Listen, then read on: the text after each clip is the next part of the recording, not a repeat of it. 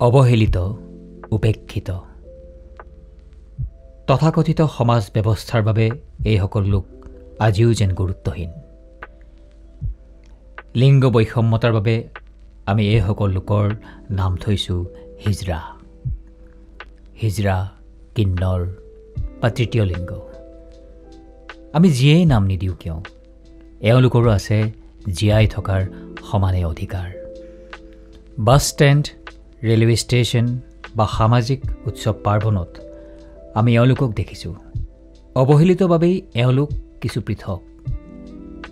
জীৱন ধাৰণৰ প্ৰক্ৰিয়াও এওঁলোকৰ সুকীয়া। তথাপিও জীয়াই থকাৰ দুৰ্বাৰ হেঁপাহ।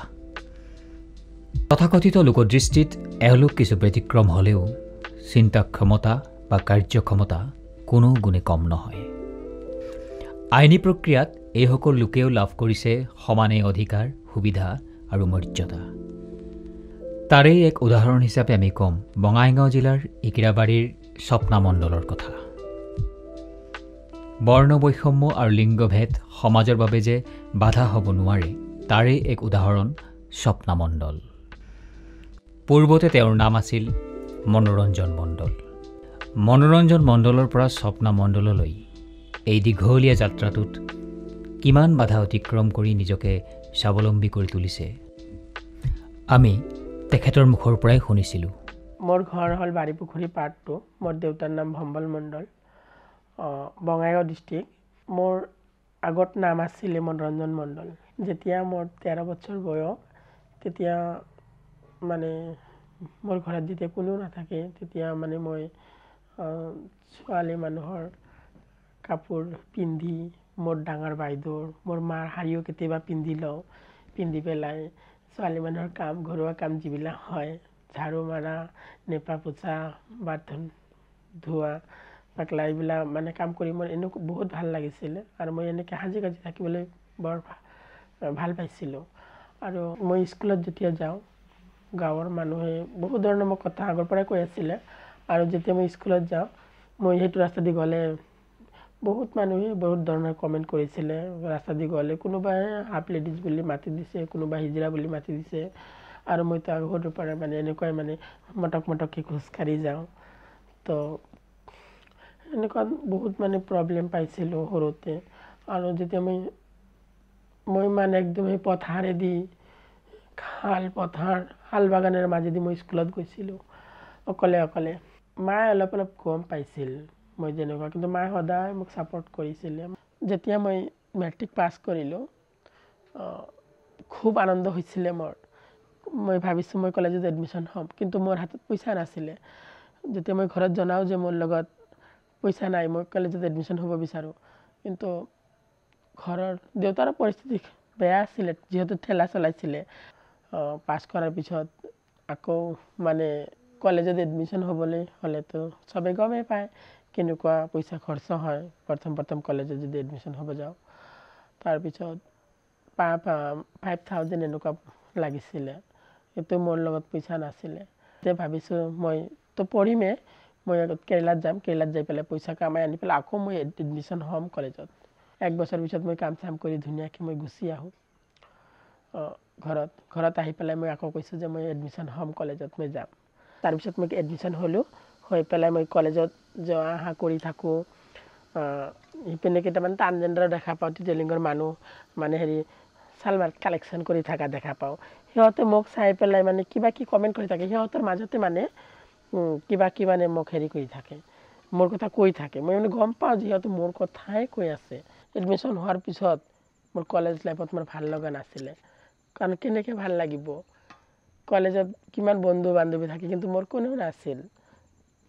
যাৰ ওচৰতে যাওঁ, কথা পাতোঁ, ওপৰত দুটা কথা পাতোঁ, তাৰ পিছৰ পৰা মানে আৰু মোৰ লগত কথা পাতিব মানে নোখোজে, কাৰণ মোৰ চাল চলন গোটেইখিনি ছোৱালী মানুহ ধৰে আছিলে। সেইটোৰ কাৰণে আৰু চবেই মানে কলেজতো মানে এনেকৈ হাফ লেডিজ কয়, কোনোবাকে এইটো হিজিৰা গৈ আছে। যদি কোনো ছোৱালীৰ লগত যদি মই যাওঁ, তেতিয়াহ'লেও কয় বা ভালেই বান্ধৱী পাইছে, আজি পূৰা মিলিছে সিহঁতৰ লগত। এনেকুৱা বহুত ধৰণৰ অশান্তিও মানে কমেণ্ট পাইছিলোঁ। আৰু এটা কথা মনত পৰিছে মোৰ, যেতিয়া মই পঢ়িছিলোঁ, যেতিয়া মই মেট্ৰিকৰ ক্লাছ 10ত যেতিয়া উঠিছিলোঁ, তেতিয়াতো মই মানে হেৰি কৰিব পৰা নাছিলোঁ, কাম কৰিব পৰা নাছিলোঁ। তেতিয়া এইটো মোৰ মায়ে তেতিয়া মোক মানে মোৰ দেউতাই ধানৰ বিজনেছ কৰিছিলে। ধান কিনি আনি পেলাই ঘৰত সিদ্ধ কৰি চাউল বনাই মানে বজাৰত মানে বেচে, হয় বেচে। তাৰপিছত মোৰ মায়ে তাৰে পৰা অলপকৈ ধান ৰাখি জমা কৰি সেইবিলাক ধান একেলগতে বেছি মোক টিউশ্যনৰ খৰচা দিছে। তাৰপিছত এনেকৈ মানে কিমান দিন সহ্য কৰি থাকিম। তাৰপিছত সিহঁতে ফোন কৰে মোক, আমাৰ তিতলিঙ্গ মানুহগিলা ফোন কৰি থাকে মোক। তেতিয়া মই ইহঁতে মানে একদিন মোক মাতিছে ঘৰত, সিহঁতৰ একদিন তুমি আহিবা।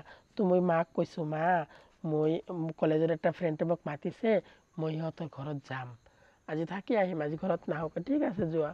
তেতিয়া মই গ'লোঁ, ডাইৰেক্ট বঙাইগাঁৱত গুচি গ'লোঁ, সিহঁতৰ ওচৰত, আমাৰ গুৰুৰ ওচৰত। মানে সিহঁতৰ গুৰু যিটো মই গুৰু বুলিয়ে মাতিছিলোঁ। সিহঁতৰ লগত যাওঁতে তাৰপিছত ৰাতি থাকিলোঁ, বহুত ধৰণৰ কথা কৈছে। সিহঁতৰ লগত 100ৰ মানে 100% মানে কথাগিলা মোৰ লগত, সিহঁতৰ মনৰ লগত মানে মিলি যায়। তাৰপিছত সিহঁতৰ ঘৰত গৈ সিহঁতৰ লগত থাকি এটা ৰাতি থাকি গোটেইখিনি কথা মই গম পালোঁ যে সিহঁতে মোৰ নিচিনা হয়। তাৰপিছত মই মাজে মাজে তাৰপিছত যাৱা ষ্টাৰ্ট কৰিলোঁ। সিহঁতৰ লগত গ'লে বহিলে ভাল লাগে, মোৰ দুটা কথা হয় সিহঁতৰ লগত, মনৰ লগত মিলে, মানে বহুত ভাল লাগে সিহঁতৰ লগত থাকিলে। সিহঁতে কালেকশ্যন গৈছে, মোক লৈ একদিন গৈছিলে, মই হোটেলত বহি আছিলোঁ, সিহঁতে কালেকশ্যন কৰিছে। কালেকশ্যন কৰি পুৰা দিনটোত দেখা পালোঁ 1000-1200 টকা কালেকশ্যন হৈ গৈছে সিহঁতৰ।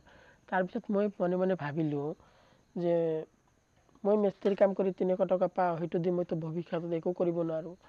আৰু কলেজ পঢ়ি থাকোঁতে যেতিয়া চাৰ্কুলাৰ ওলাই এপ্লাই কৰিব লাগে, মই ভাবোঁ মই এপ্লাই কৰিম, মই কিহত এপ্লাই কৰিম, আমাৰ কাৰণেতো কোনো অপশ্যনেই নাই। তাৰপিছত মই ভাবিলোঁ এইবিলাক আৰু পঢ়া শুনা বাদ, মই এতিয়া সিহঁতৰ লগতে থাকিম।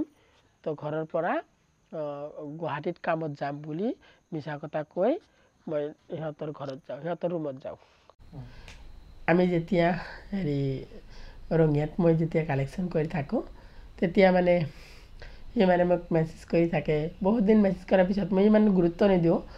কথা পাতি একদিন মোক প্ৰপ'জ কৰি দিছে যে তোমাক মই ভাল পাওঁ আৰু তোমাক মই বিয়াও কৰিম, এনেকৈ। মই তাৰপিছত ক'লোঁ মই এজন ট্ৰান্সজেণ্ডাৰ হয়, তিতলিঙ্গৰ মানুহ হওঁ, তুমিতো ছোৱালী মানুহকো বিয়া পাতিব পাৰা।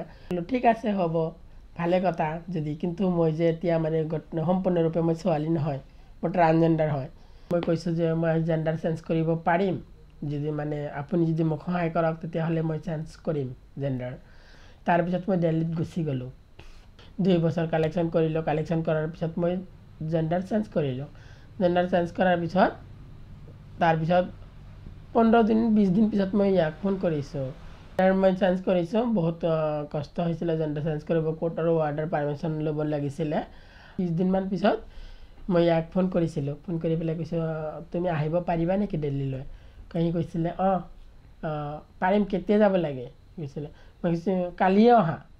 তাৰপিছত ই মিছা কথা ঘৰত কৈ পেলাই কোকৰাঝাৰত কাম কৰিম বুলি কৈ পেলাই ঘৰৰ পৰা তাৰপিছত ই দিল্লীলৈ আহে। গুৰুমাক লৈ পেলাই আমাৰ আৰু তিতলিঙ্গৰ মানুহ বহুত আছিলে তাতে। মোটামুটি আমাৰ বিয়াত বহুত গীত ট্ৰান্সজেণ্ডাৰ। বৰ্তমান আশীষ কবিৰাজৰ সৈতে স্বপ্না মণ্ডলে এক সুন্দৰ বৈবাহিক জীৱন অতিবাহিত কৰিছে। যেতিয়া আমাৰ ট্ৰান্সজেণ্ডাৰৰ কাৰণে এটা স্বীকৃতি দিয়ে, যেতিয়া আইনটো পাছ কৰে, তেতিয়া মই বহুত খুচি হৈছিলোঁ। সবেকে কৈছিলোঁ মই যে আজি আমাৰ জিন্দগীৰ এটা কিমান ভাল এটা দিন আহিছে। কোৰ্টৰ ফালৰ পৰা আমাক মানে মাতিছিলে যে কৈছে গুৱাহাটীৰ পৰা বিধান মেম আহিছে, আপোনালোকে চবে আহক, আপোনালোকক লৈ এটা আইনী সজাগতা মিটিং পতা হৈছে। অহাৰ পিছত মানে চবেকে মানে সুধিছে কাৰ কেনেকুৱা পঢ়া শুনা কৰিছে, কাৰ কেনেকুৱা অসুবিধা হৈছে, কাৰ কেনেকুৱা পৰিস্থিতি আছে, গোটেইখিনি আমাৰ সমস্যাখিনি সুধিছে। সোধাৰ পিছত ময়ো কৈছোঁ যে মই হাই ছেকেণ্ডেৰীলৈকে পঢ়িছোঁ, মোৰ চাকৰি লাগে, মই এনেকৈ ৰিকুৱেষ্ট কৰিছিলোঁ। তাৰপিছত যিহেতু মই জেণ্ডাৰ চেঞ্জ কৰি আহিছোঁ, এতিয়া মোৰ সেইবিলাক ইম্পৰ্টেণ্ট হয়, মোৰ মনোৰঞ্জন নাম এতিয়াও আছে, সেইটো কাৰণে মই কোনো এপ্লাই কৰিব নোৱাৰোঁ। এতিয়াতো আমি এপ্লাই কৰাৰ সুযোগটো দিছে যিহেতু চৰকাৰে, তো এনেকৈ এইবিলাক কথা মানে মই কোৰ্টত মানে মিটিঙত, সজাগতা মিটিঙত মানে মই মোৰ ফালৰ পৰা জানিব দিওঁ।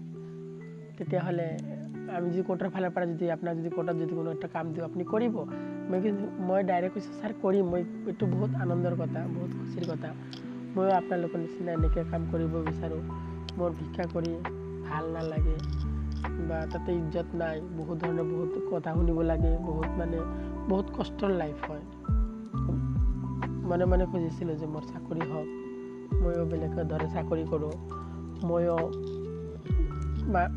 আদাৰ্ছ মানুহৰ নিচিনা ময়ো জীয়াই থাকোঁ মই এনেকৈ ভাবিছিলোঁ তাৰ পিছদিনা মোক মাতিছিলে মাতাৰ পিছত মোক ধুনীয়াকৈ ডিষ্ট্ৰিক্ট ছেশ্যন জাজ ছাৰে মোক ধুনীয়াকৈ বুজাই দিয়ে যে তুমি যেনেকৈ এতিয়া ড্ৰেছ পিন্ধি আহিছ যদি কোৰ্টত আহ তেতিয়াহ'লে এনেকৈ ড্ৰেছ পিন্ধি আহিব নোৱাৰিব তোমাৰ নিজক পৰিৱৰ্তন হ'ব লাগিব ধুনীয়া ড্ৰেছ পিন্ধি আহিব লাগিব তুমি একদম ছোৱালী মানুহ হয় যেনেকৈ একদম নৰ্মেল থাকে সেনেকৈ নৰ্মেলভাৱে তুমি আহিব লাগিব তুমি পাৰিবা ঠিক আছে ছাৰ পাৰিম ছাৰ তাৰপিছত ঠিক আছে তেতিয়াহ'লে তুমি 25 তাৰিখত আহিবা তোমাক 25 তাৰিখত এপইণ্টমেণ্ট লেটাৰ দিম তুমি এপইণ্টমেণ্ট লেটাৰখন আনি তুমি মামাৰ হাতত দেখালোঁ মামা মোৰ চাকৰি হৈ গৈছে চাওক এপইণ্টমেণ্ট লেটাৰ তাৰপিছত মামাই আচৰিত কৈছে যে সঁচাকৈ তো চাকৰি হৈ গ'ল বৰ্তমান বঙাইগাঁও জিলাৰ জিলা আইন সেৱা প্ৰাধিকৰণৰ কাৰ্যালয়ত PLV ভলণ্টিয়াৰ হিচাপে কাৰ্যৰত স্বপ্না মণ্ডল এই ক্ষেত্ৰত মাননীয় সচিব তৰুণ দে মহোদয়ৰ অৱদানো কোনো গুণেই কম নহয় One of the significant fundamental rights guaranteed by our constitution is Article 15 of our constitution which says prohibition of discrimination on the ground of religion, sex, caste and place of birth. Normally when we talk about sex or gender we think about male or female only, but there is also a gender called transgender or third gender or kinnar. We often see them begging in streets. We never see them leading a normal life by doing a decent job in our society. They are discriminated in our society, even they do not get support from their own families. The role of Legal Services Authority is to ensure that every citizen of our country gets his legal right or entitlement.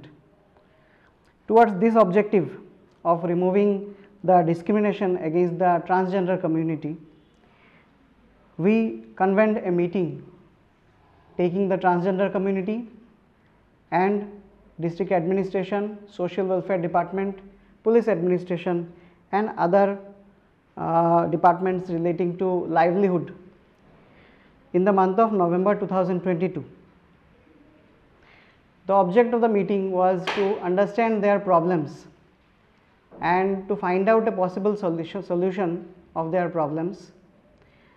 So what we understood is that without taking them within our reach, we cannot solve any of their problems. So we decided to take one paralegal volunteer from that community. Accordingly, we interviewed a few transgender persons and took Sapna Mandal as our paralegal volunteer. The objective is to reach each and every transgender person through our paralegal volunteer Sapna Mandal. There was another objective behind taking Sapna Mandal as paralegal volunteer. You see, in society nobody accepts a transgender persons. So by taking a paralegal volunteer in an institution like court, we wanted to send a message to the society that if one transgender community person is accepted by an institution like court, why can't a society accept them? So initially we engaged Sapna Mandal in front office of our District Legal Services Authority office. We made her to sit there and whenever a legal aid seeker comes to our office, they approach Sapna Mandal and they get their services from her. Since February 2023, she has been working in DLSA Bongaigaon as paralegal volunteer. She is very active in her role as paralegal volunteer. She served a large number of people during her 1 year tenure. So in this way we supported a paralegal volunteer and the entire community. After her engagement as paralegal volunteer, in almost in every day, transgender community person comes to court, comes to our office and get some help from Sapna Mandal and our DLSA. Recently, we helped Sapna Mandal to get her unique identity card of transgender. Thereafter, many transgender persons came to her at our office, and we, through Sapna Mandal, we helped as many as 15 transgenders in getting their identity cards. So by having their identity cards, they can avail all the government schemes which the central government provides a transgender person, like medical insurance, vocational training, etc. Swapna মণ্ডলে 2023 চনৰ June মাহত জিলা আইন সেৱা প্ৰাধিকৰণ আৰু জিলা প্ৰশাসন বঙাইগাঁৱৰ যৌথ প্ৰচেষ্টাত তৃতীয় লিংগৰ বিশেষ পৰিচয় পত্ৰ লাভ কৰে।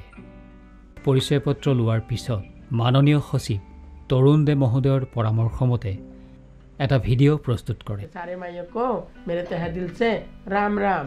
माइयों देखो, मैंने ट्रांसजेंडर आइडेंटिटी कार्ड बनाई हूँ और এনেকে মানে ভিডিঅ'খন মই বনাইছিলোঁ, বনাই পেলাই মই গ্ৰুপত দিছিলোঁ।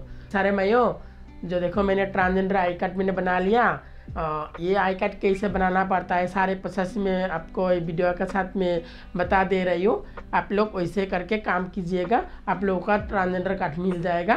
आप लोगों को बहुत मतलब ये वीडियो देखकर आप लोगों को बहुत हेल्प मिल जाएगा। তাই মোক ফোন কৰিছিলে লখিমপুৰৰ পৰা, তাৰপিছত মোক ফোন কৰিছিলে হেৰি লামডিঙৰ পৰা, লামডিঙৰ নায়ক, লখিমপুৰৰ নায়ক কাজলে ফোন কৰিছিলে, লামডিঙৰ নায়ক খুচিগুৰু ফোন কৰিছিলে, গুৱাহাটীৰ পৰা মোক ফোন আহিছিলে, বৰপেটাৰ বহুত কেইজনৰ মই ট্ৰান্সজেণ্ডাৰ আইডেণ্টি কাৰ্ড বনাই দিছোঁ, মোটামুটি 7জন 8জনক, কিন্তু সিহঁতে এতিয়া পোৱা নাই। সিহঁতক ডিচি অফিচৰ পৰা ডিচি ছাৰে চাইন কৰি দিয়া নাই, সেইকাৰণে সিহঁতৰ এতিয়াও কাৰ্ডখিনি ল'ব পৰা নাই। আৰু গোৱালপাৰা ডিষ্ট্ৰিক্টত মই 4জনক হেল্প কৰিছোঁ, মই নিজে কাৰ্ড বনাই সিহঁতৰ হাতত দি দিছোঁ, ডিচি অফিচৰ পৰা সিহঁতে ৰিচিভ কৰিছে অলৰেডি। তাৰপিছত ধুবুৰী ডিষ্ট্ৰিক্টৰ মই কাৰ্ড বনাই, ধুবুৰী ডিষ্ট্ৰিক্টৰ যিমান ট্ৰান্সজেণ্ডাৰ আছিলে সিহঁতক মই ট্ৰান্সজেণ্ডাৰ আইডেণ্টি কাৰ্ড লগতে চাৰ্টিফিকেট বনাই দিয়াৰ সহায় কৰিছোঁ। তাৰপিছত ৱেষ্ট বেংগলৰ পৰাও আহিছিলে, মোক ফোন আহিছিলে যে মই মানে এনেকুৱা মানে মোক কৈছিলে যে স্বপ্না বাইদেউ মই ট্ৰান্সজেণ্ডাৰ কাৰ্ড বনাব লাগে, শুনিছোঁ আপুনি মানে বনাই দিয়ে বা সহায় কৰে, এনেকৈ মোক ফোন কৰিছিলে। মুৰ্ছিদাবাদ হেৰি DLSত যাব দিছিলোঁ, DLSৰ লগত মই মোক কথা পতাই দিছিলে DLSৰ পৰা।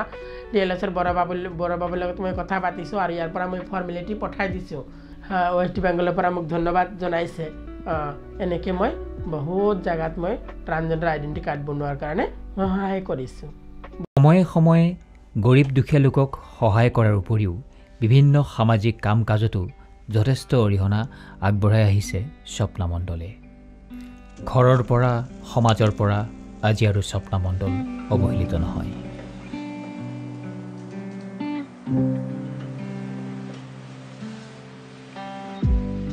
স্বপ্না মণ্ডলে সমাজত লাভ কৰিছে সমানে আসন, সমানেই মৰ্যাদা। বৰ্তমান ব্যস্ততাৰ মাজেৰে অতিবাহিত হৈছে স্বপ্না মণ্ডলৰ জীৱন।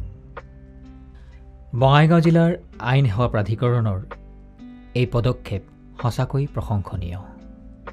ইতিমধ্যে বিভিন্ন সংবাদ মাধ্যমত প্ৰচাৰ হোৱা স্বপ্না মণ্ডলৰ কাহিনী আজি যেন তৃতীয় লিংগৰ লোকসকলৰ বাবে এক আদৰ্শ হৈ পৰিছে। বঙাইগাঁও জিলাত ইতিমধ্যে স্বপ্না মণ্ডলৰ জৰিয়তে বহুতো তৃতীয় লিংগৰ লোকে তৃতীয় লিংগৰ প্ৰমাণপত্ৰও লাভ কৰিছে। এই ক্ষেত্ৰত স্বপ্না মণ্ডলৰ যি প্ৰচেষ্টা সঁচাকৈ প্ৰশংসনীয়। গুৰুত্বপূৰ্ণ কথা এইটোৱেই যে অসমৰ ভিতৰত একমাত্ৰ বঙাইগাঁও জিলাতেই জিলা আইন সেৱা প্ৰাধিকৰণৰ কাৰ্যালয়ত এগৰাকী তৃতীয় লিংগৰ ব্যক্তিয়ে PLV হিচাপে কাম কৰি আছে। চৰকাৰৰ এই পদক্ষেপে আমাক শিকালে বৰ্ণ বৈষম্য বা লিংগভেদ সমাজৰ কোনো অন্তৰায় হ'ব নোৱাৰে।